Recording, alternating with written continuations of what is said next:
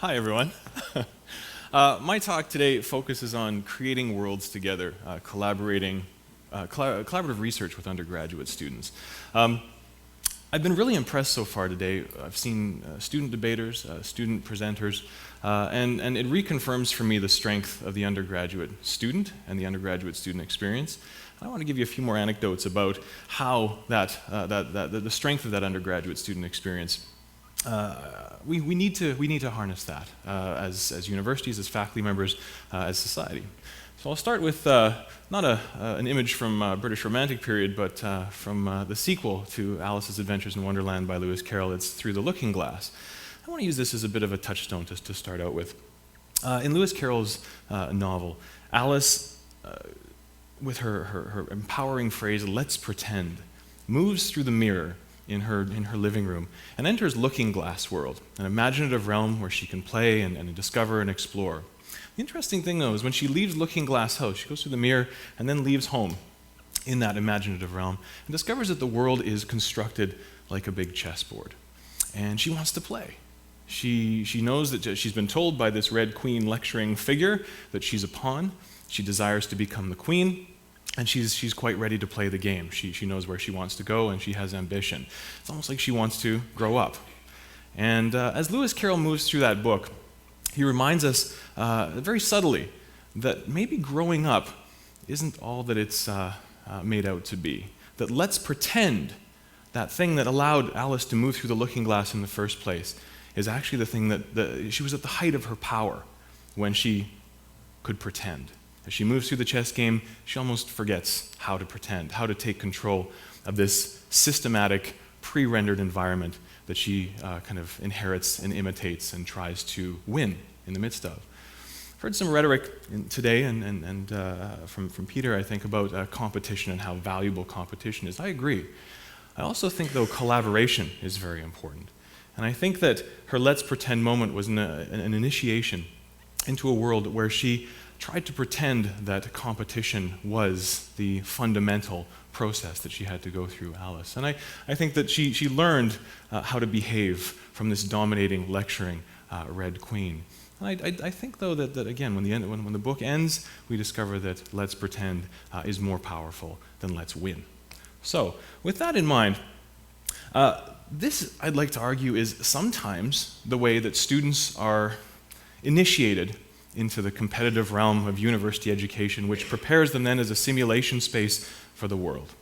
And they pick up their paradigms fairly quickly, and we teach them how to compete. We less often, I think, teach them how to collaborate. A little anecdote is that in the English classes that I teach, in the upper level undergraduate classes, I ask the students to collaborate on a project, and it freaks them out. They don't know how to collaborate. Many of them haven't collaborated before. They're individual geniuses, of course, and they're working on their own GPAs, and they don't have to, they shouldn't share that ability with others. That's just not how the world works. And I tell them that the world does work that way, that when you leave school, you'll be collaborating all the time. And I think what's more important is how you learn to collaborate than how you learn to compete, although competition is still, I guess, the way the world works, but we can potentially change that, I suppose. The thing about this is that this maybe is the paradigm that students encounter. They think, okay, we're pawns in the system, let's learn how to play the game. I want to become queen, I want to move on my straight and narrow path. The problem is Alice can never win this game, and she's not told that. And that's her disappointment. So, that's the student side. Here's maybe the faculty side. When I went through my undergraduate and master's level and doctoral level education, this is how I learned how I was perceived by the professors. I was a complex human being full of stresses and hopes and dreams, let's pretend sort of moments. And this is more of a kind of a doctoral level attitude, I suppose, but at the same time, seeing students as brains on sticks or as reducing students, I think is one of the themes that will roll through a number of the talks today, and how perhaps the small liberal arts undergraduate institution can counter some of these dehumanizing tendencies and these reductive tendencies. The problem is, though, I came from a large university, that had trained me to perceive myself this way, and then potentially my students this way. And the problem with that was that when I got to Acadia, university, my colleagues who I'd been working with prior to, to getting the position there were worried about me. They were very concerned. And they said, John, you're going to go to Acadia. First of all, what kind of graduate programs do they have? I said, well, the English department has a small master's program, about 3 or 4 students a year. And they said, ooh, you're going to have no research trajectory at all. You're going to lose all of your research potential. You're not going to be able to, kind of compete with the academics at this level. And I was worried. I thought, oh, geez, they're right. There won't be enough brains on sticks for me there to interrogate, and I won't be able to use them as pawns, and I won't be able to ask them to go to the library for me, or compile bibliographies for me, or crunch data for me. What am I going to do? And see, this is, I think, how, again, when Alice went through the looking glass, she became self-reflexive. I think my time, when I started at Acadia, it forced me to look in the mirror and say, well, what have I learned? What have I become? And let's pretend that maybe, let's make use of this environment in a different way. Let's see what I can do with this. We were told to think about a light bulb moment. When the light bulb came on, mine's been kind of a gradual fade in. Over the last few years, I haven't learned with this epiphany sort of change. Oh my goodness, I can collaborate with my undergraduate students as if they were colleagues. No, that's taken a long time, and I'm still learning how to crawl, I think, as Daniel Lanois said in a song. But I want to move beyond this and show a couple projects that I've worked with students. And the neat thing about these projects is, again, not intentionally, but over time I've learned, and I think facilitated through the environment that I'm in, that undergraduate students can work with faculty members as collaborators. It improves their lot, it improves our lot, it improves, I think, the quality of education they get.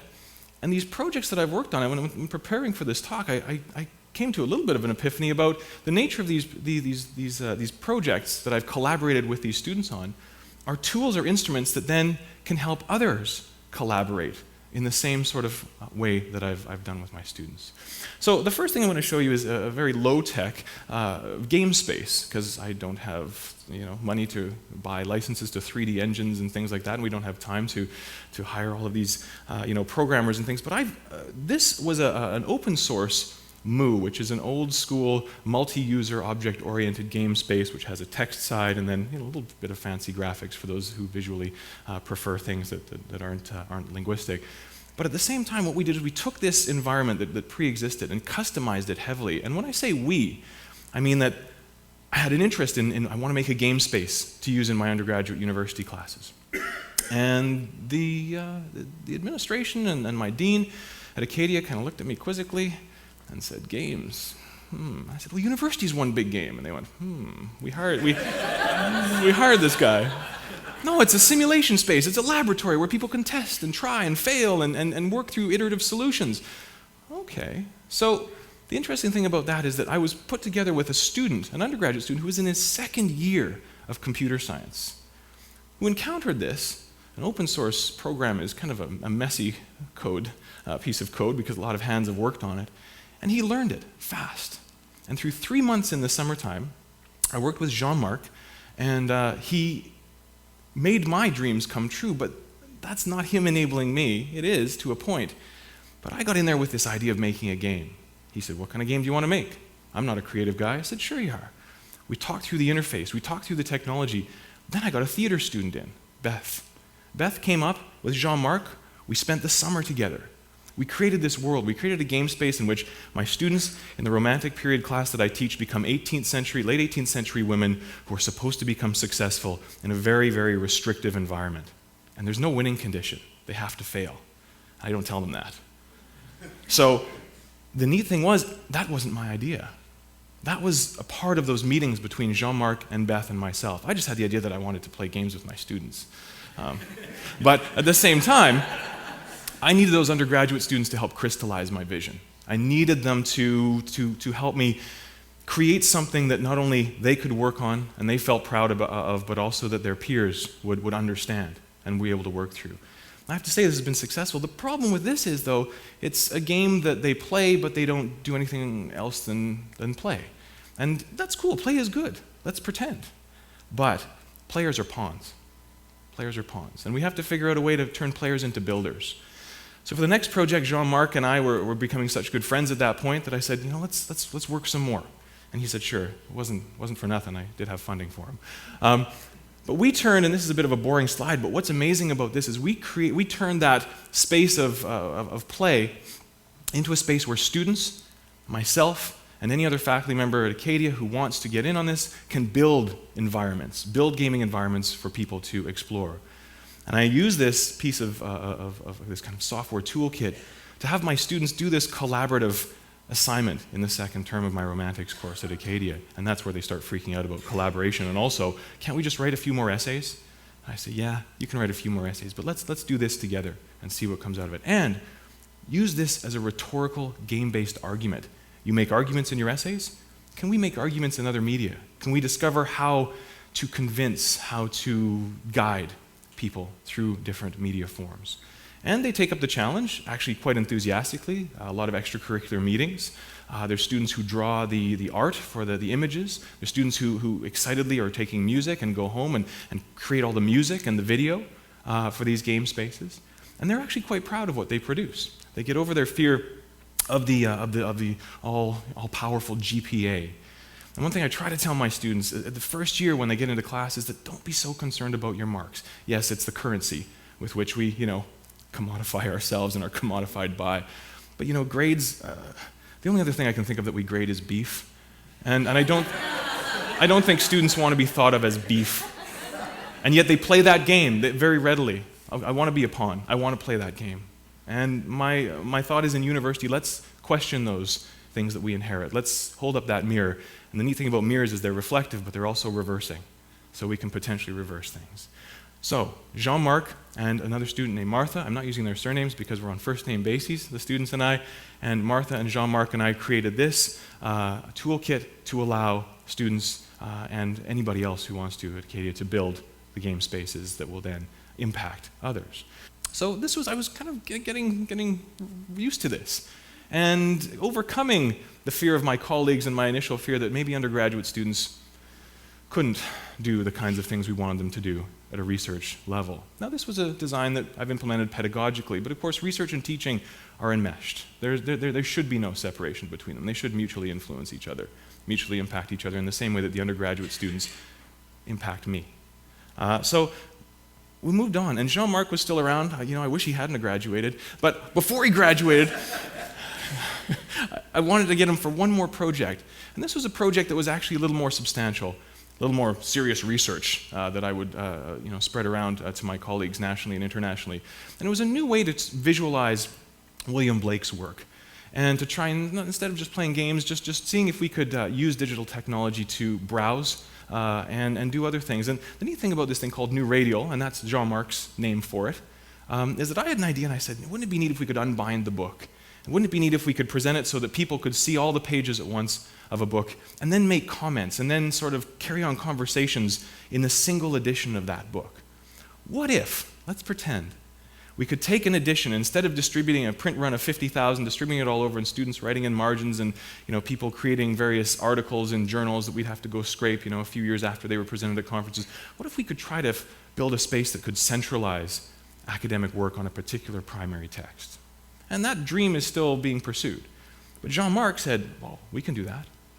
What do you have in mind? And I said, well, I'd love to see all the pages at once in a linear fashion.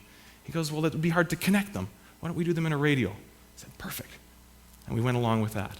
And he worked with me on this for a few years, and it's made a number of different waves in terms of my colleagues in the Romantic period, but also in the larger digital humanities crowd as well.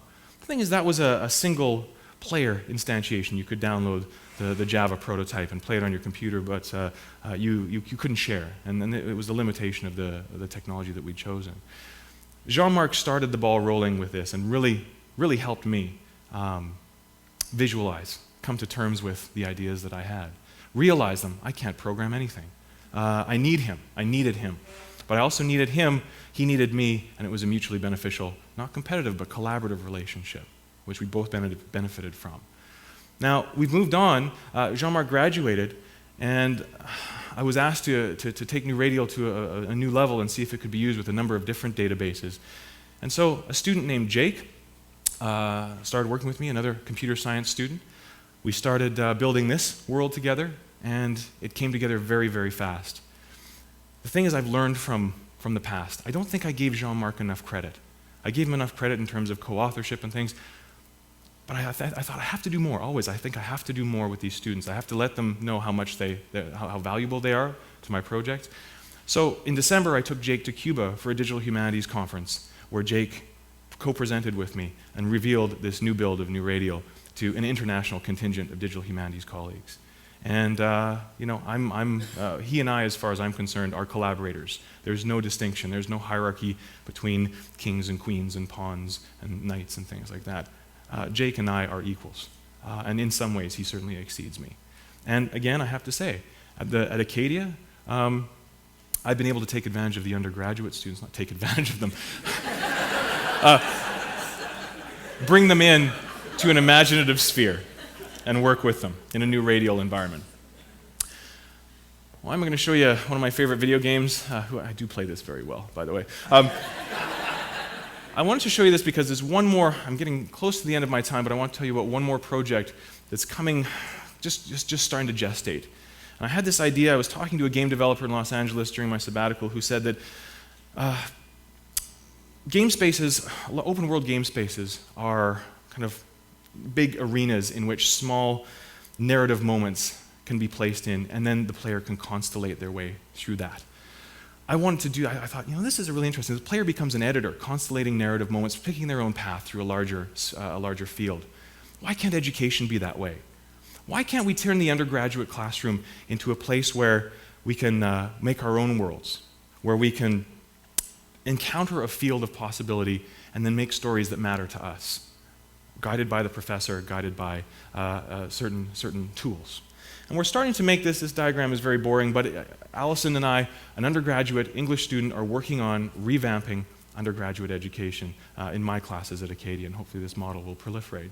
But we're working together, and she, again, like Jean-Marc, and like Jake, and like Martha, and like Beth, have shaped what I've done.